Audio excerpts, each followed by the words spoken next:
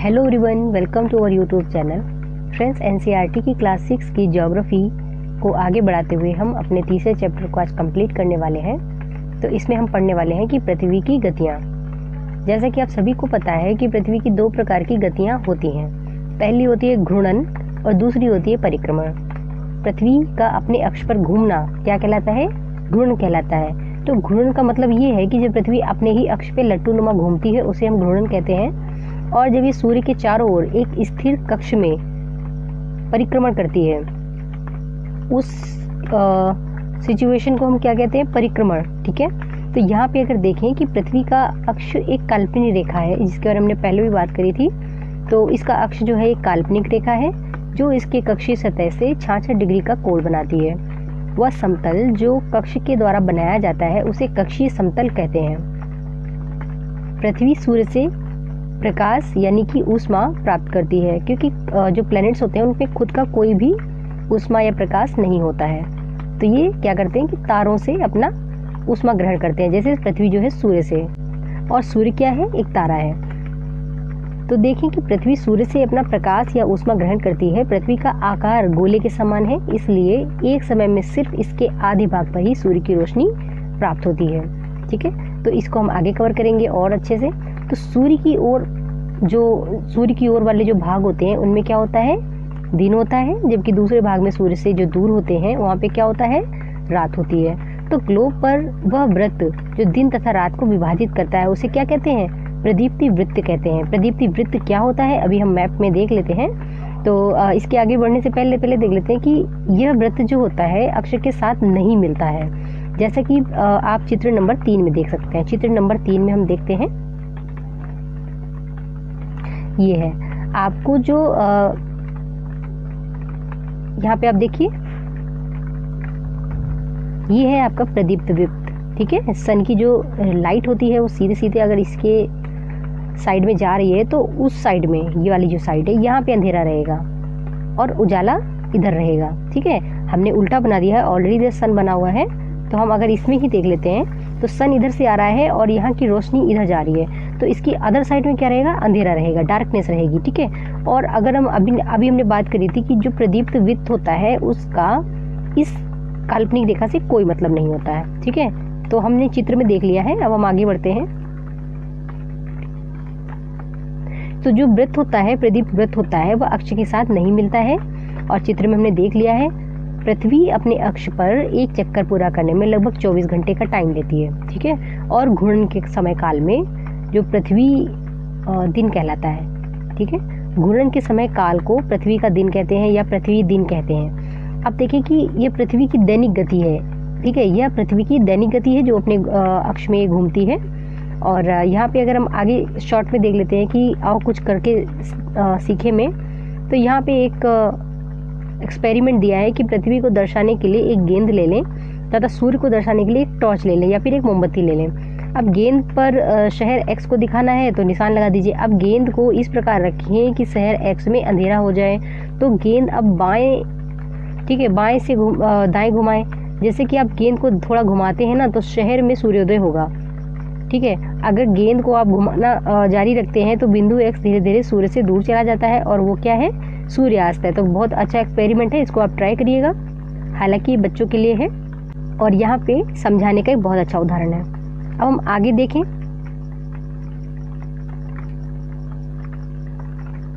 इस पिक्चर को भी देख लेते हैं एक बार। यहाँ पे पृथ्वी के अक्ष का झुकाव तथा उसके कक्षीय समतल को बताया जा रहा है। तो यहाँ पे आप देखिए जो बीच से एक लाइन जा रही है, तो ये है 0 डिग्री इक्वेटर। ठीक है। इक्वेटर, और इसके बारे में हमने लैटिट्यूड और लॉन्गिट्यूड के बारे में बात कर ही ली थी हमने। तो ये है आपका 0 डिग्री इक्वेटर जो कि बीच से जा रहा है। और बताया है कि आपको जो काल्पनिक रेखा है वो ये रेखा है और पृथ्वी जो है अपने अक्ष से 23.5 डिग्री पे झुकी हुई है। तो इस प्रकार से यदि हम देखें तो इसकी जो मकर रेखा है वो कुछ इस तरह टेढ़ी होके जाएगी, विषुवत वृत्त कुछ इस तरह से होके जाएगा और कक्षीय समतल ये वाला है। ठीक है। जो विषुवत वृत्त है वो बीच वाला है जिसको हम 0 डिग्री इक्वेटर कहते हैं। और कर्क रेखा जो है वो ये वाला है। तो अब आगे बढ़ते हैं।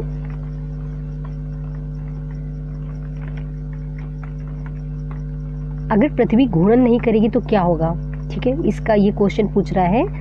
तो इसका मतलब ये है कि सूर्य के तरफ वाले जो पृथ्वी के भाग में हमेशा दिन रहेगा, जिसके कारण उस भाग में गर्मी लगातार पड़ेगी, और दूसरे भाग में क्या होगा, हमेशा अंधेरा रहेगा, जिससे क्या होगा कि उसमें पूरी ठंड पड़ेगी। इस तरह की अवस्था में जीवन बिल्कुल भी संभव नहीं हो पाएगा। अब देखें कि पृथ्वी की दूसरी गति जो सूर्य के चारों ओर कक्ष में होती है, उसे क्या कहते हैं, परिक्रमण कहते हैं।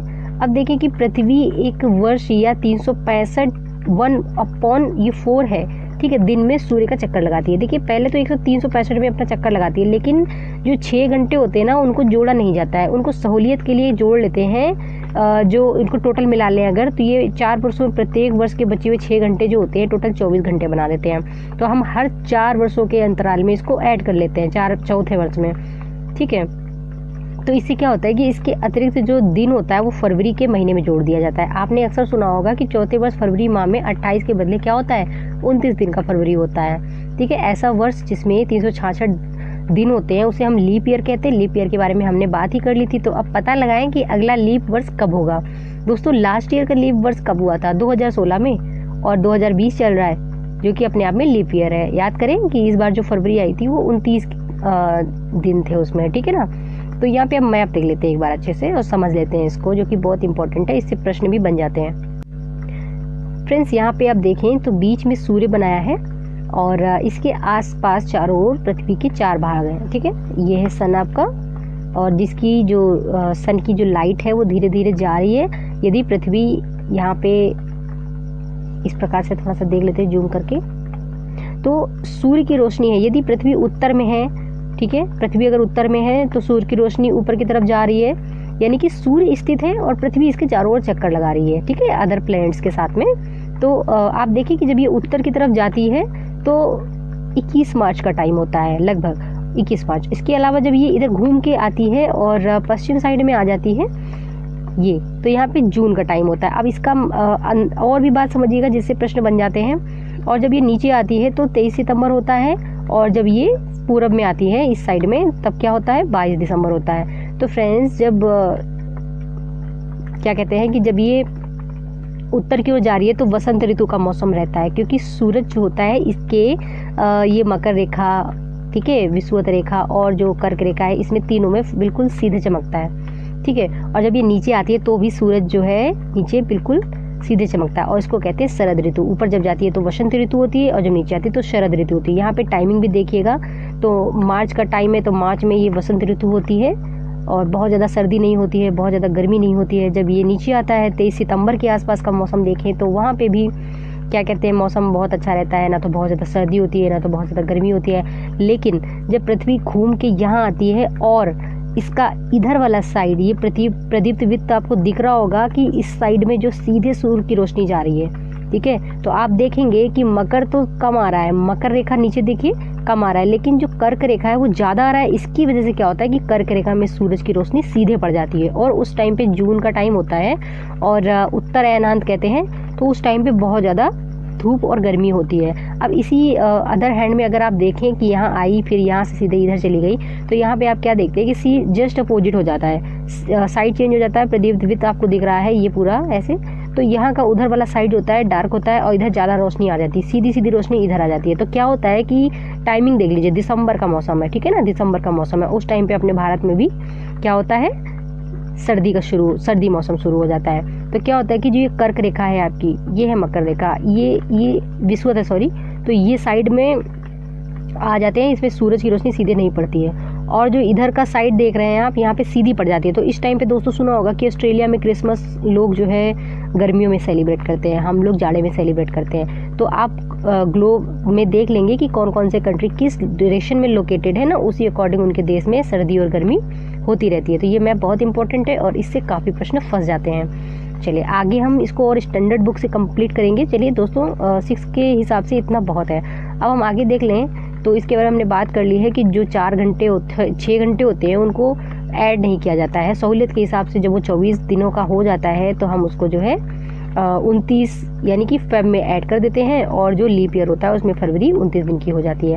अब हमने देख लिया है कि चित्र नंबर 3 वाला चित्र देखा है जिसमें पृथ्वी के दीर्घ वृत्ताकार पथ का सूर्य के चक्कर लगाते हुए चित्रण किया गया है, ठीक है, दीर्घ वृत्ताकार में। आगे बढ़ते हैं। ध्यान दीजिए कि पृथ्वी पूरे कक्ष में एक ही दिशा में झुकी हुई है, ठीक है ना। ये चीज बहुत अच्छी है कि जो पृथ्वी है वो पूरे परिक्रमण टाइम पे सिर्फ एक ही दिशा में झुकी हुई 23.5 डिग्री पे। आप इसको बहुत अच्छे से देखिएगा।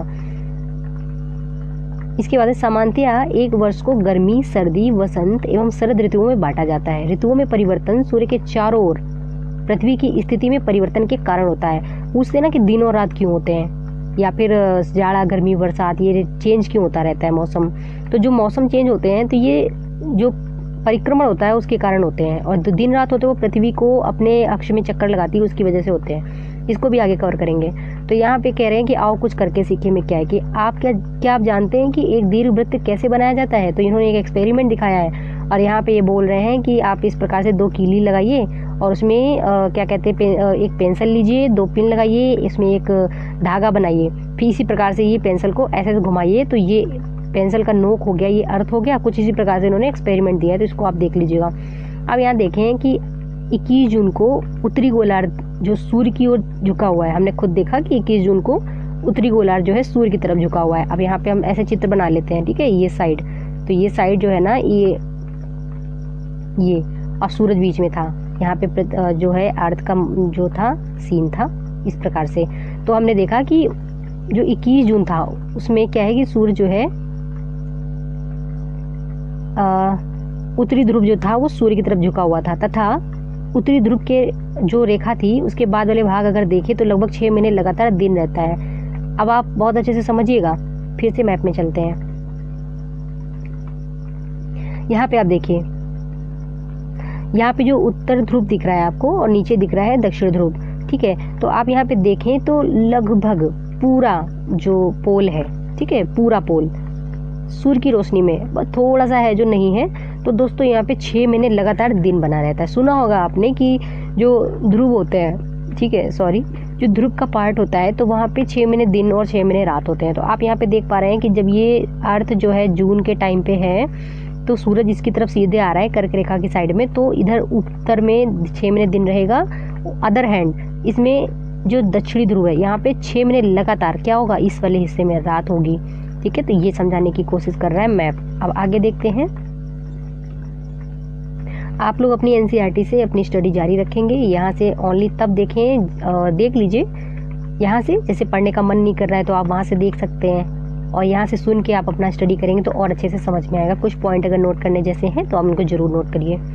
तो यहाँ देखें कि सूर्य झुका रहता है तथा उत्तरी ध्रुव रेखा के बाद वाले भागों में लगभग 6 महीने लगातार दिन और रात रहते हैं। चूंकि उत्तरी गोलार्ध के बहुत बड़े भाग में सूर्य की रोशनी प्राप्त होती है, इसलिए विषुवत वृत्त के उत्तरी भाग में गर्मी का मौसम होता है। 21 जून को इन सब क्षेत्रों में सबसे लंबा दिन तथा सबसे लंबी रातें होती हैं। ये बहुत अच्छी लाइन है, इसको ध्यान से समझिएगा कि जब सूर्य डायरेक्ट चमक रहा है तो क्या है कि दिन लंबा है, रातें क्या है, सबसे लंबा दिन 21 जून को होता है और सबसे लंबी रात भी 21 जून को ही होती है। इसको बहुत ध्यान से समझिए, और इसको कहते हैं उत्तर अयनांत, ठीक है, उत्तर अयनांत। ये प्रश्न जरूर बनते हैं और सीधे सीधे एनसीईआरटी से क्वेश्चन पूछ लेते हैं एग्जाम में। अब देखें कि 22 दिसंबर को दक्षिण ध्रुव के सूर्य की ओर झुके होने के कारण क्या होता है कि मकर रेखा पर सूर्य की किरणें क्या है, सीधी पड़ जाती है। अब हम फिर से मैप की तरफ चलें या फिर आप समझ लोगे, चलिए चलते हैं। यहाँ पे देखिए, अभी हमने 21 जून को देखा था, अब हम 22 दिसंबर को देख लेते हैं एक बार। तो यहाँ पे क्या कहते हैं कि मकर रेखा के अदर साइड में देख, अब मकर रेखा नीचे है तो यहाँ पे सूर्य चमक रहा है, ठीक है। अब उत्तर ध्रुव आप देख लीजिए, उत्तर ध्रुव में रात है 6 महीने लगातार, लेकिन जो दक्षिण ध्रुव है वहाँ पे 6 महीने लगातार दिन है, और ये क्या है, दक्षिण अयनांत है। अगर आपसे क्वेश्चन पूछेंगे कि उत्तर अयनांत कब होता है तो 21 जून को होता है, और दक्षिण अयनांत कब होता है तो वो 22 दिसंबर को होता है, ठीक है ना। तो इसके बाद में हम आगे अगर देखें